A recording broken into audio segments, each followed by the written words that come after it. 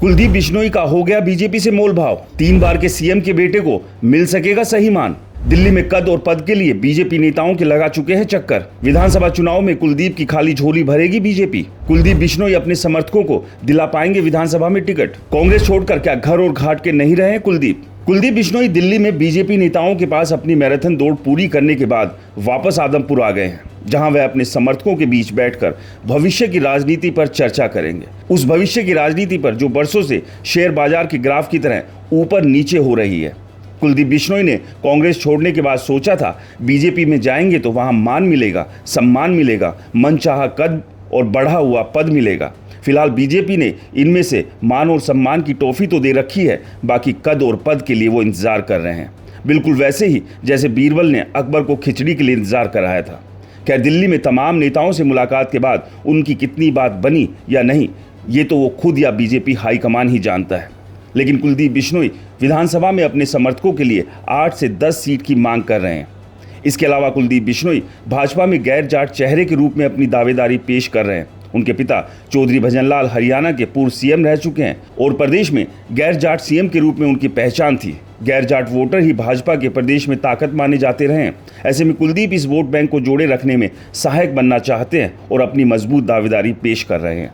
हरियाणा के 3 बार मुख्यमंत्री रहे चौधरी भजनलाल के समय प्रदेश का संपूर्ण नॉन जाट वोट बैंक उनके साथ था, जो बाद में कुलदीप बिश्नोई की पार्टी हजका के साथ लामबंद रहा और 2011 से 2014 तक हजका और भाजपा के गठबंधन के बाद यह वोट बैंक 2014 विधानसभा चुनाव में बीजेपी के साथ गया और पिछले 10 वर्षों से राज्य में इसी वोट बैंक के बलबूते पार्टी की सरकार है। मगर लोकसभा चुनाव के परिणाम से साफ है कि पार्टी की अपने score non Jat vote bank पर पकड़ ढीली पड़ रही है। भजनलाल हरियाणा में मात्र 1% बिश्नोई होते हुए भी सबसे लंबे समय तक हरियाणा के मुख्यमंत्री रहे। हरियाणा के सभी 79% नॉन जाट जातियों को साथ लेकर साथ चले। बिश्नोई परिवार का दावा है कि उनका हरियाणा के हर गाँव में कार्यकर्ता है और सभी गैर जाट जातियों पर उनकी मजबूत पकड़ है।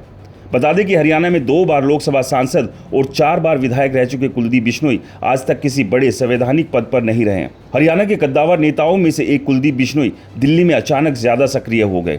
हरियाणा की राजनीति के लिए एक सप्ताह काफी अहम माना जा रहा है। हरियाणा में राज्यसभा से लेकर प्रदेश अध्यक्ष का चुनाव भी है, तो वहीं 3 महीने बाद ही विधानसभा चुनाव है। ऐसे में कुलदीप बिश्नोई न केवल अपने परिवार के लिए बल्कि अपने समर्थकों के लिए विधानसभा में टिकट दिलवाने के लिए जोर लगा रहे हैं।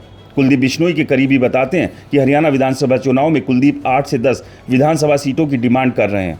इन विधानसभा सीटों में हिसार, नलवा, हासी, भवानीखेड़ा, बरवाला, आदमपुर, फतेहाबाद, सिरसा और भिवानी की सीटें शामिल हैं। कुलदीप की नज़र आगामी विधानसभा चुनाव पर टिकी है। वहीं कुलदीप समर्थक भी उन पर लगातार टिकट दिलवाने या फिर निर्दलीय चुनाव में ताल ठोकने का दबाव बना रहे हैं। ऐसे में अब देखना होगा कि एक सप्ताह तक दिल्ली में मैराथन दौड़ करने के बाद कुलदीप बिश्नोई के हाथ क्या कुछ लगा।